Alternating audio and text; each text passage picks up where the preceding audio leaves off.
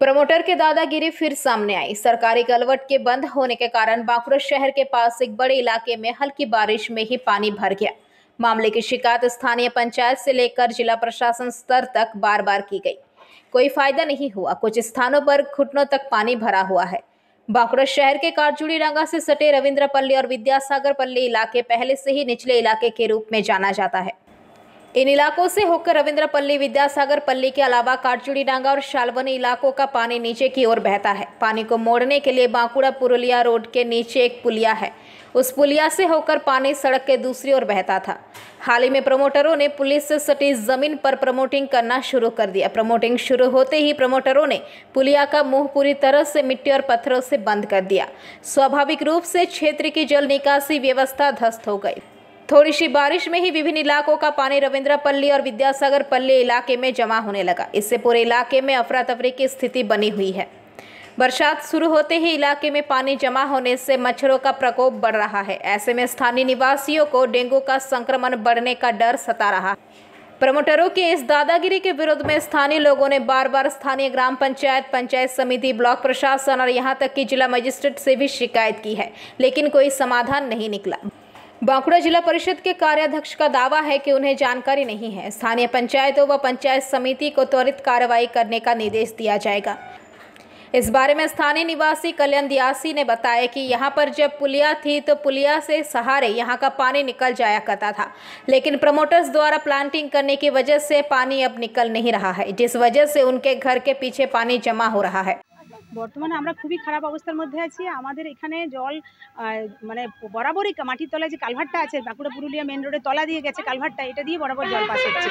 মানে আমারই ৪৭ বছর বয়স, আমি দেখছি, আমার বাবারাও ছোটো থেকে বলছে, আমরা দেখছি এখানে কালভার্ট বহু পুরনো, যতদিন বাঁকুড়া পুরুলিয়া মেন রোডটা হয়েছে, কিন্তু এই কালভার্ট কোনোদিনও বন্ধ হয়নি। কালভার্টটা বন্ধ করে দেওয়ার জন্য পুরো জলটা রাস্তার অপোজিট সাইডে দাঁড়িয়ে গেছে।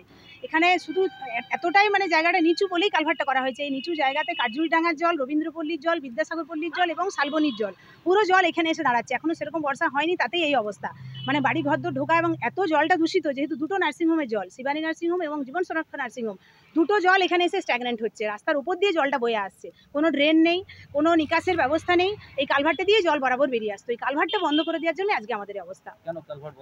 কালভার্টটা কেন বন্ধ করলো? ওনারা বলছেন যে আমাদের জায়গা দিয়ে আমরা জল যেতে দেবো না। কালভার্ট সংলগ্ন যে নালাটা, সেই নালাটা বলছে যে আমাদের জায়গা।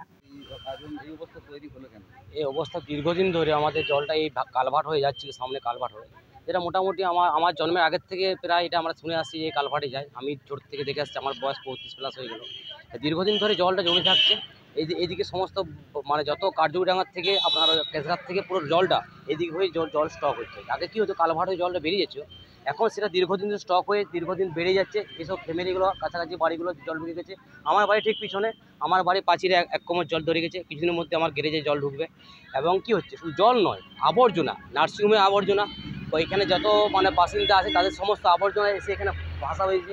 সেদিন তো আমাদের বাড়িতে সাপ ভেসে যাচ্ছিলো, আপনার বিভিন্ন কীটপতঙ্গ, ব্যাং ট্যাং তো বাড়িতে উঠছে। এই নিত্য ব্যবহারগুলো আছে বাড়িতে। দেখুন, আপনারা বললেন, কারণ আমাদের কাছে এরকম কোনো অভিযোগ আসেনি, কিন্তু আপনারা যখন মানে জানালেন এই ব্যাপারটা নিয়ে, প্রথম কথা, আমাদের সরকার কখনোই এইরকম কোনো প্রমোটারি রাজকে কখনোই সেটাকে তারা সাপোর্ট করে না।